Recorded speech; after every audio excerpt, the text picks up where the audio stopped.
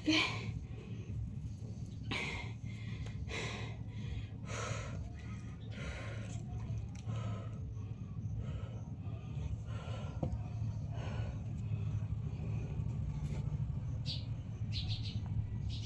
Say mo kita na.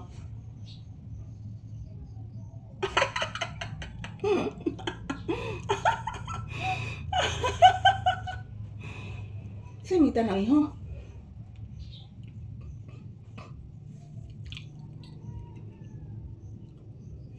Kuya Ridin man to nimo ni Agi.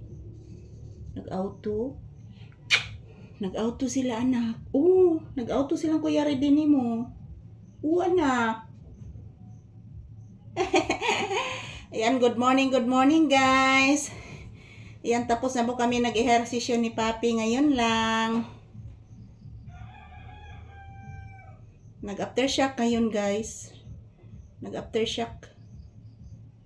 So, good morning. Pahinga muna kami guys. Nahihilo pa kami ni Papi.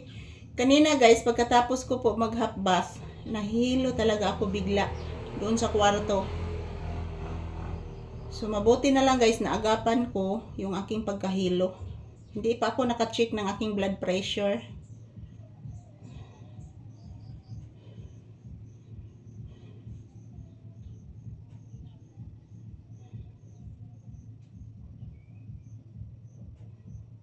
So, yung mga tao dito guys nga natruma sa earthquake, unti-unti nang nakabangon guys.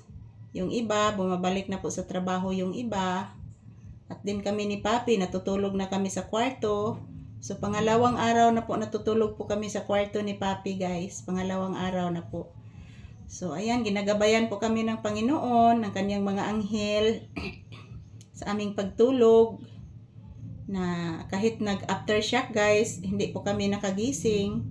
Mahimbing po ang aming pagtulog.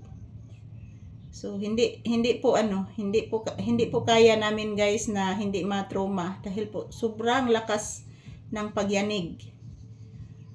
Mabuti na lang guys, hindi po nakaabot ng 7.2. Kasi kung nakaabot pa ng 7.2 guys, yung bahay ko po wala na po, wasak po ito lahat. Pagkatapos ng lindol, malakas pa din ang aftershock. So, yun po ang nakatruma sa amin dito guys. Kasi yung mga kalsada dito, yung mga bahay dito, yung mga bundok dito, nawasak lahat guys. Nawasak lahat doon sa may unahan sa amin guys.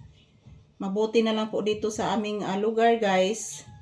Safety po kami dito mga palangga, at yun ang natamo lang namin sa aming bahay is crack lang po. So hindi po yun kasaligan yung crack guys, kasi na-crack na po yun. Kailangan po sana po ma-repair pa.